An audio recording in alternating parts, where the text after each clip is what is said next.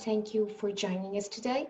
My name is Susana Ferreira and I'm part of the Nova SBE Executive Education team. Today we are here with Pedro Brinca, a macroeconomics professor who is going to talk to us about pandemonics. This webinar is part of a series of two. The first one will have a more macro view of the situation we are currently living, and the second one will offer a more sectoral approach of it. This initiative is part of the We All Have a Role to Play campaign. You can find more about this initiative on roletopplay.novasbe.pt. Here you can find content, articles, as well as the calendar for the next webinars, and also have the possibility to register in each one of them. On the bottom of your screen, you can find the Q&A tool, which you can use to pose questions at any time. So now I leave you with Pedro. Okay, Susana. Thank you for your nice introduction. Okay, so what you guys are looking here is precisely a presentation on pandemonics. And pandemonics is, of course, a made-up word that mixes the pandemic that we're going through and economics, okay? So just as my colleague referred, what I'm gonna do today is just to give a little bit of context in terms of the macro scenario and what people are thinking about at the level of the macroeconomy. We will follow up this seminar or this webinar, I'm sorry. We'll follow this webinar with another one where we'll look more right into the ecosystem of companies, of individual households, look at how this crisis is affecting different agents, different companies, different sectors, and so forth. Okay, so pandemonics, what is coming and what to expect. We all have a role to play. So let's, I mean, it's been a while since we've been dealing with this pandemic. It seems like forever for everyone who's confined at home and is kind of, you know, getting really annoyed for being locked up. And we kind of almost forgot how the world was before. Before all this mess started up, these were the prospects for growth for 2020. Okay, the prospects for growth for 2020 for the world, for the United States, for China, for the Eurozone, that of course we would have prospects of economic growth, that economies would grow. 2020 was not supposed to be a magnificent year. So many developed economies were kind of showing signs of slowing down. We think of Germany, think of Italy, but still, I mean, there was nothing that could be compared to what we are going through right now. Okay, that could not be anticipated, not even in one's wildest dreams. Okay, or nightmares. So how is it now? So this is a survey of 250 economists that Oxford Economics did during March. Okay, so they don't really reflect events that happened, for example, this week. And this week we've kind of been noticing that in the US, the situation is escalating quite harshly, I should say. And the prospects are that for the world, there will be no growth as a whole, just as China. Think that according to IMF estimates in 2018, China was responsible for 39% of the world growth in GDP per capita. Of course, if China is frozen, the rest of the world most likely will be too. What I think is a bit different in the last couple of days from what most of these economists were thinking about just a couple of weeks ago is precisely the relative impact of this crisis on the United States versus the Eurozone, okay? And I think it's going to be much worse for the US than what these economists answered at the time. But of course, there's a lot of uncertainty. And the same economists that say that the current baseline is the one with the bars in blue also are, you know, very wary that the downside scenario is equally very likely.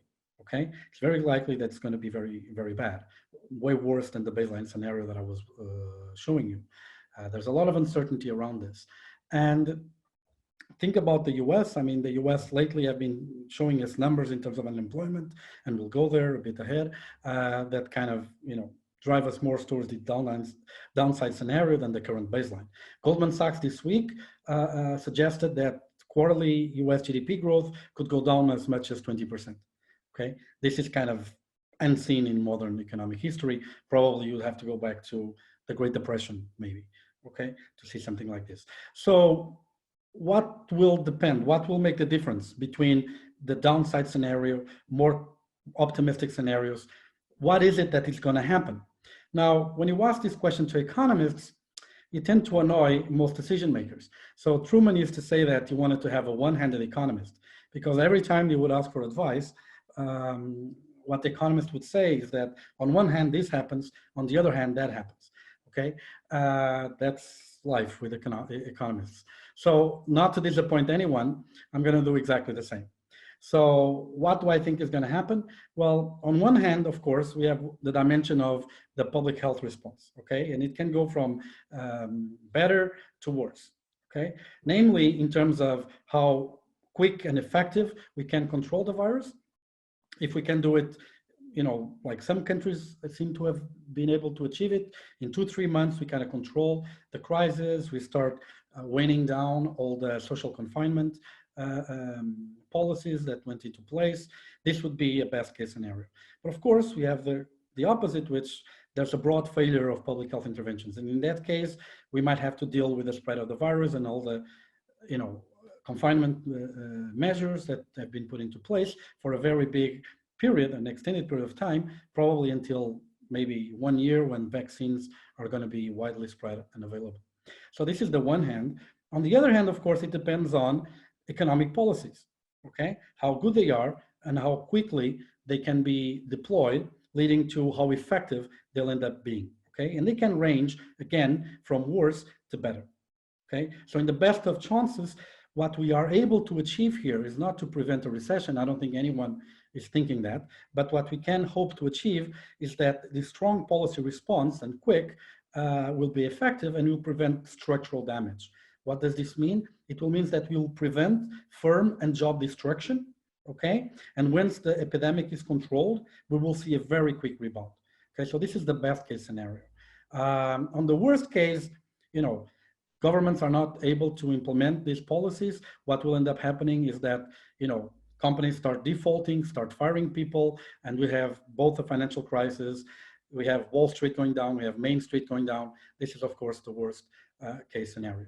So most people think actually that we are in the top right corner of this combination of public health response and economic policy response. Okay, the best case scenario would be the famous V-shaped recession, where you go down very quickly, as everyone, you know, kind of assumes we are, and I think they're right, and we kind of rebound again very fast.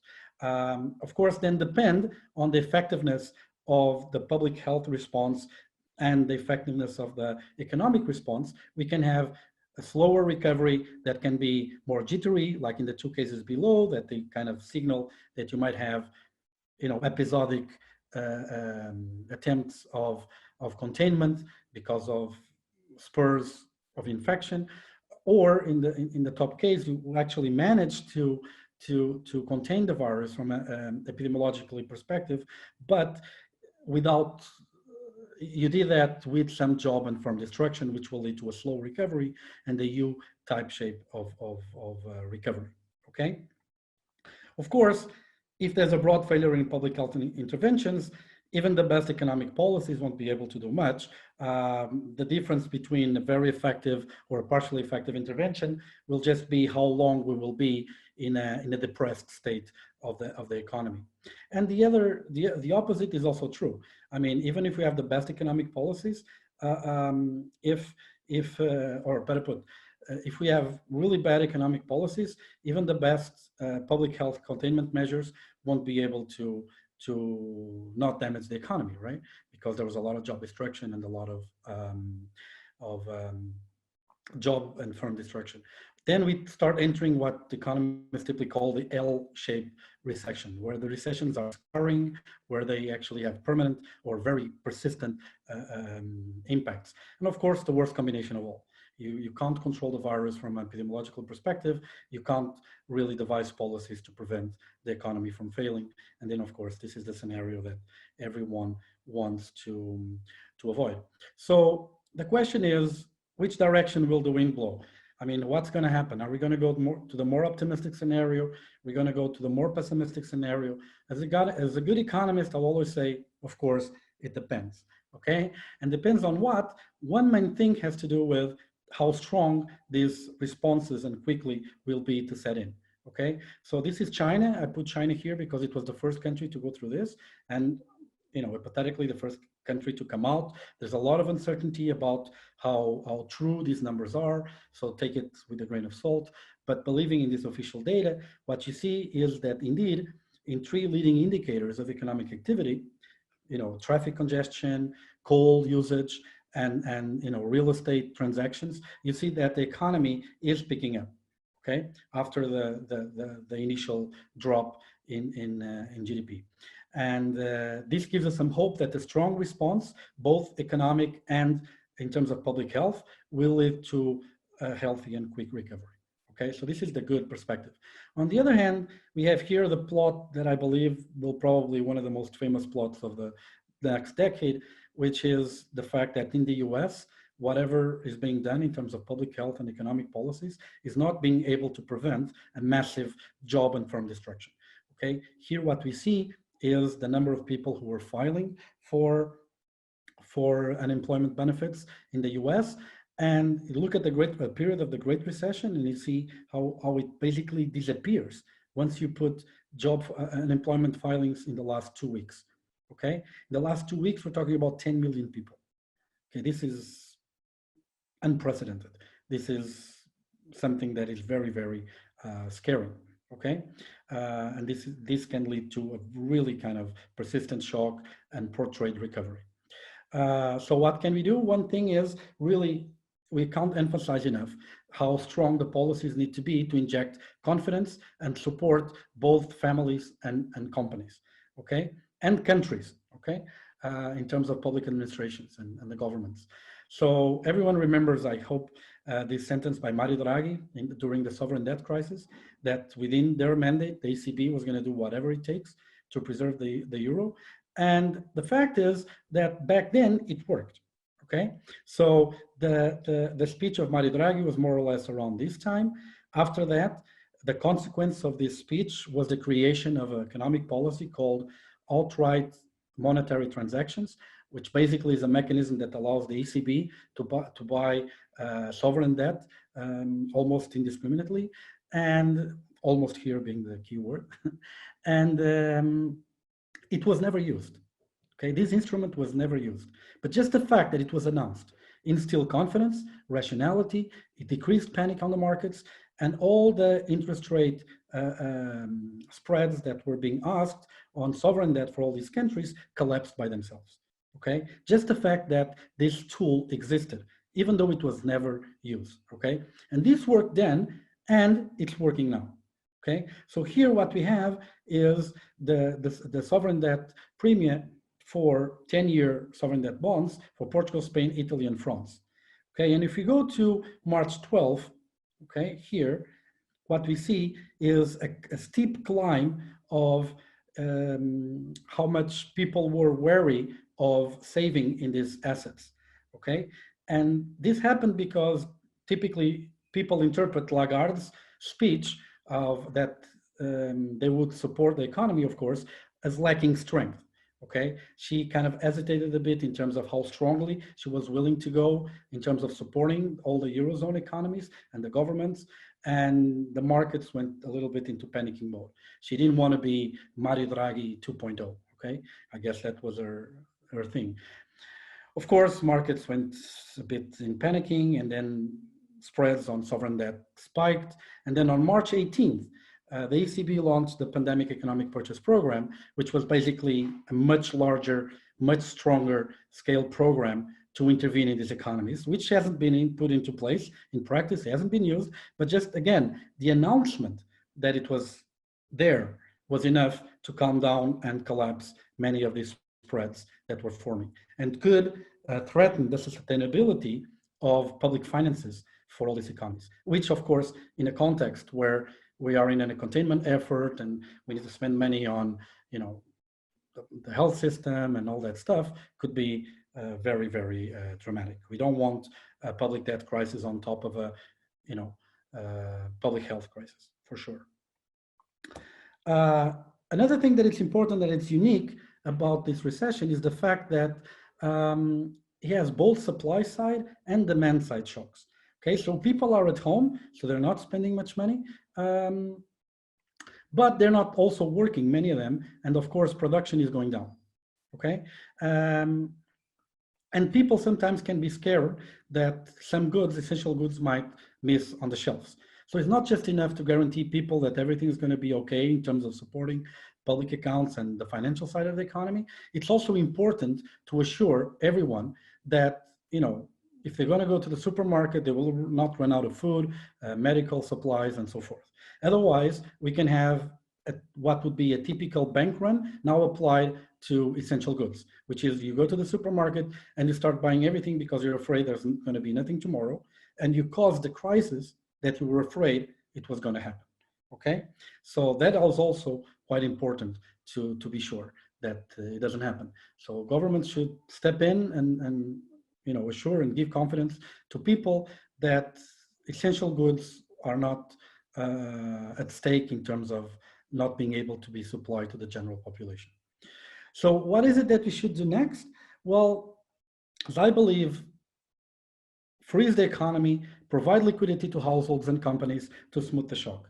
This is what's important. I mean, companies, they have financial obligations. For example, they need to be able to smooth this drop in revenue. Some sectors, they have, they are highly leveraged and they cannot go more than 3-4 weeks without positive cash flows. Okay, they will not stay afloat.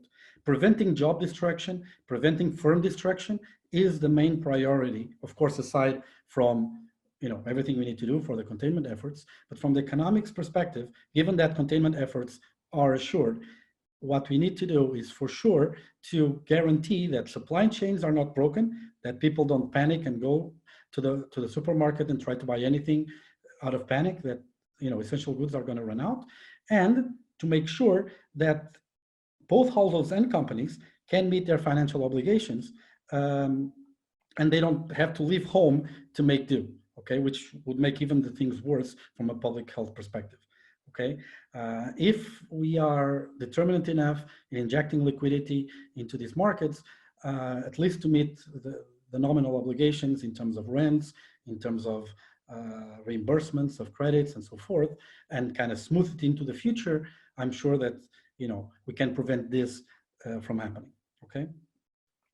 And another thing that I want to dispel, and I'm about to end, is this idea that indeed what is good for the public health response is bad for the economy.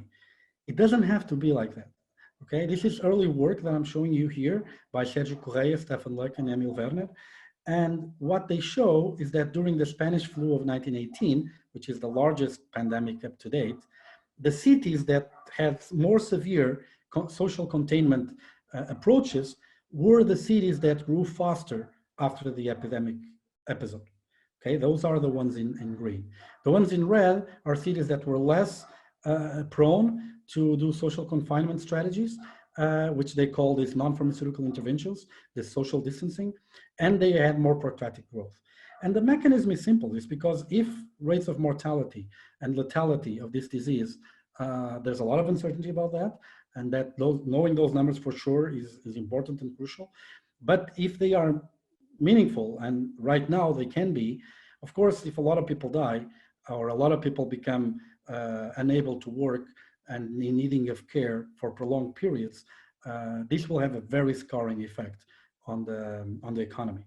Okay, and this is the kind of things that we really want to avoid. So there's not a definite word on the trade-offs between economic containment of this recession and public health containment of this recession, what Kaplan, Ball, and Violent call the pandemic possibilities frontier. There's not a definite word on where the trade-offs are.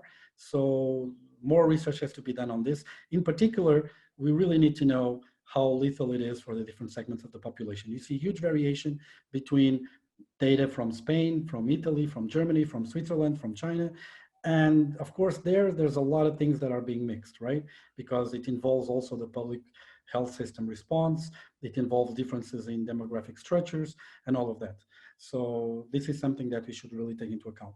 So this is my take. This is the kind of macro perspective of what's going on, how to frame policy.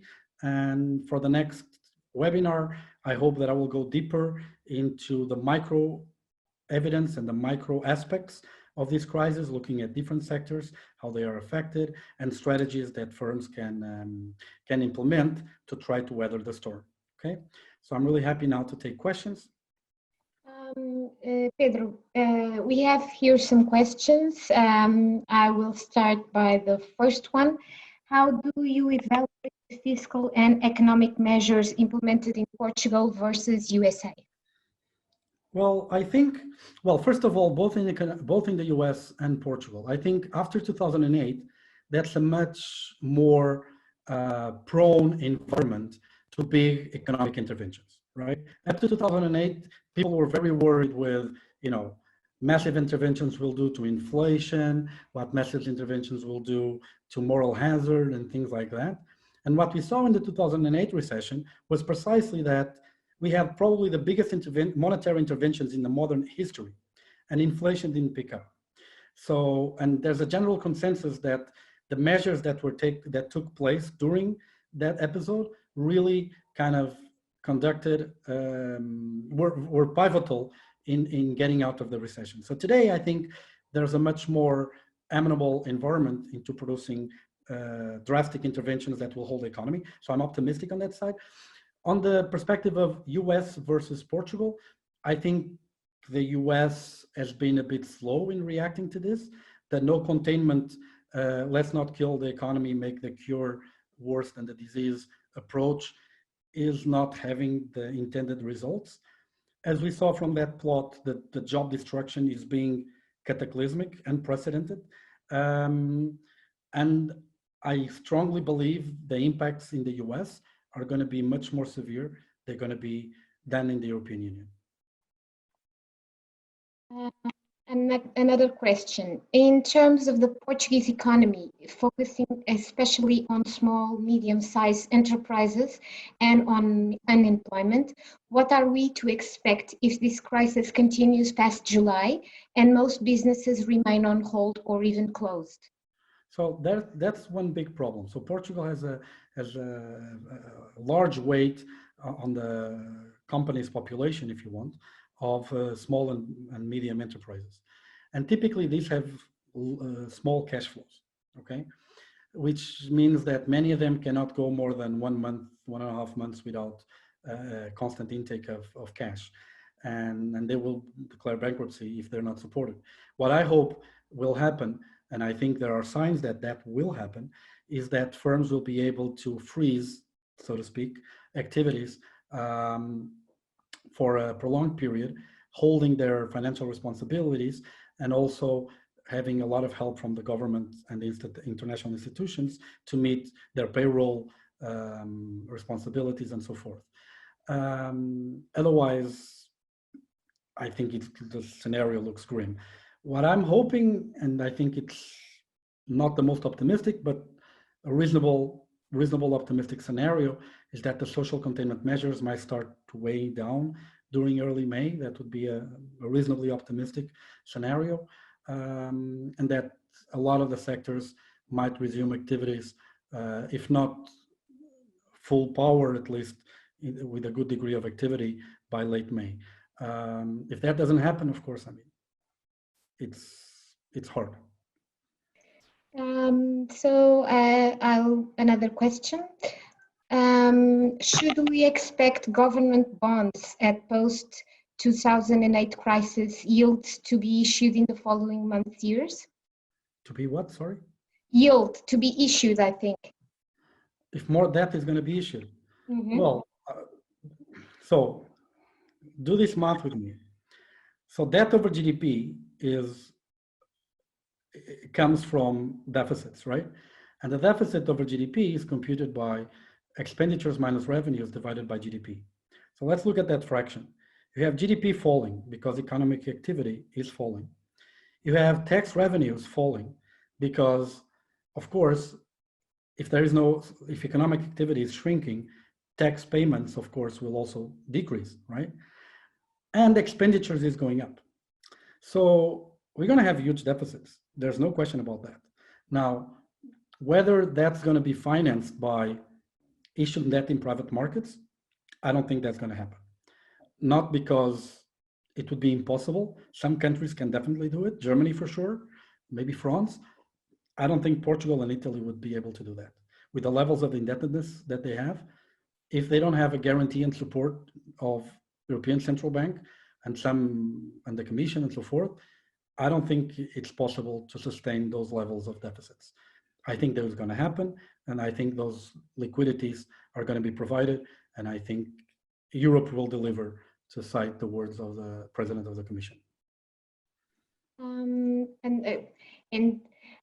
You mentioned Draghi's famous speech and that they did not even use the OMT.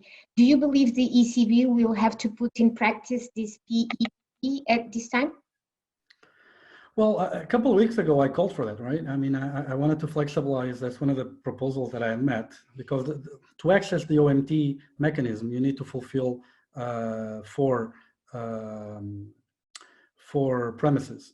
One of them, for example, is to be in a formal aid program. So a country has to ask formally for aid and so forth.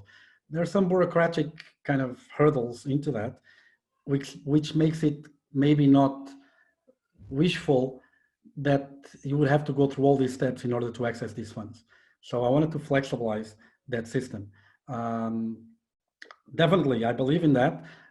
Though now with the EEPP, I think maybe that can be put to a second, we can ignore that for a bit, because we're talking about 750 billion euros that were announced on top of all the previous operations that the ECB already had committed to do until the end of the year. So let's see if that's enough. But I'm confident that if that's not enough, ECB will step in. And I believe that, and I think the markets believe that, and we can see that from the yield dynamics that we've been observing. We have actually lots of questions, but I think we will only have time for one more. So could a higher level of world debt today compared to 2008 have a higher impact on inflation? And what would generalized inflation in most world's currency look like? So about the inflation, about the intervention during the pandemic, I'm not very afraid of that, because we are having both a demand and the supply shock. What we see is that demand is going down, supply is also going down.